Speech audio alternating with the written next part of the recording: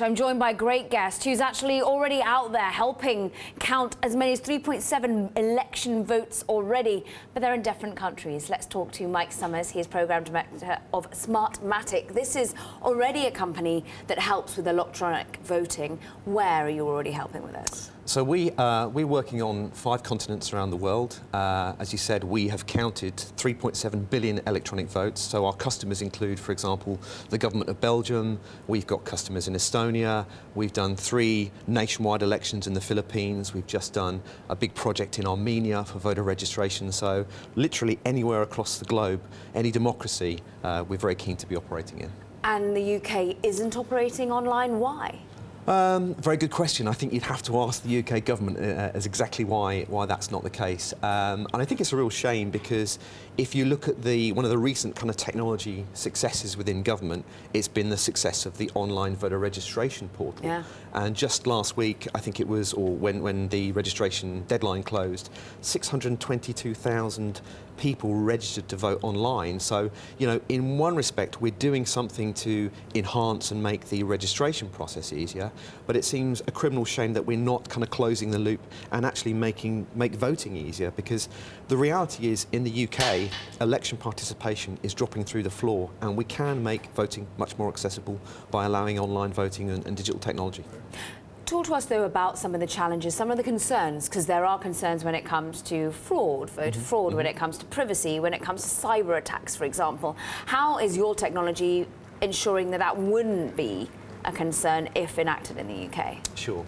Well, I think it's important to stress that a lot of the things that you read about in the paper about potential sort of state manipulation of elections and foreign interventions actually have not touched upon voting systems, okay? So, and there's a reason for that, and that's because actually voting technology is particularly hard to hack, because we build in very specific additional security features, including things like end-to-end encryption, that really protect the privacy of the vote from being like tampered WhatsApp, with. like Apple. Exactly, and as you know, NSA are sort of quite concerned about the security of these platforms and tools. So we actually take those tools and we use them to our advantage to strongly protect those votes so they can't be hacked.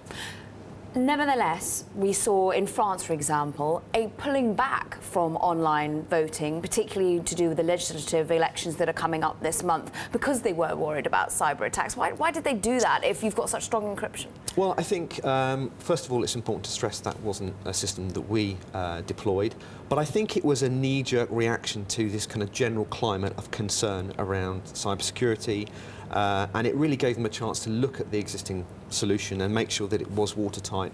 But I think if you followed that story through to its conclusion, one of the challenges with that sort of suppression of that online voting experience was that there were thousands of voters who are overseas that actually were disenfranchised from being involved in the election process. So without doubt, I'm sure you'll see that being reinstated for the next elections in France. So if the UK government came a-knocking, whichever it might be, come the end of this week, what would you say that we will not have an issue like we did in the US with the DNC hacking? We will not have an issue with concerns such as France is having. How would you placate their fears?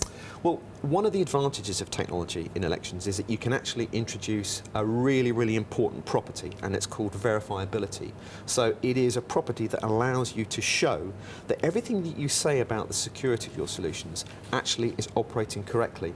And it supports one of the key fundamental principles of democracy, which is transparency. So we actually have tools in the system that allow somebody to check the state of the vote right the way through from the casting process through the storage process into the tabulation to prove that it's not been manipulated. So that's one of the advantages of electronic systems above and beyond any paper-based system. More voting and maybe more selfies coming when you do vote. Let's hope so. Mike Summers, it's been wonderful having you. Thank you very much indeed. We'll see how this election goes, of course, to Emily. That was a Programme Director from Smartmatic, who's already helping other countries get online when it comes to voting registrations and indeed voting online, Emily.